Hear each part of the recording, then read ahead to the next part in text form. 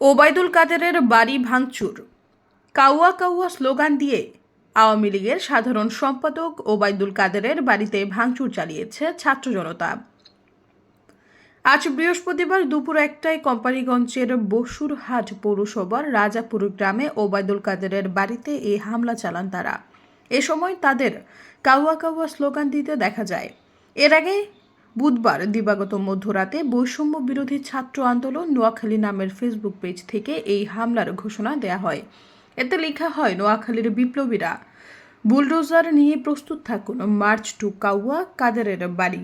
আজ বেলা ১১টা জানা গেছে, আন্দোলনকারীরা কাউয়া কাউয়া বলে স্লোগান দিচ্ছেন। তারা বাড়ির বিভিন্ন আসবাবপত্র, ছাদের রেলিংয়ে ও সামনে থাকা পোড়া একটি গাড়িতে আগুন দেন। স্থানীয়রা জানিয়েছেন, এই বাড়িতে ওবায়দুল কাদেরের নিজস্ব কোনো ঘর নেই। যেটি আছে সেটা তার ছোট ভাই কাদের মির্জার। হামলার ঘোষণা শুনে সকাল থেকে সাংবাদিক ও উৎসুক জনতা বাড়ির সামনে অবস্থান করেন।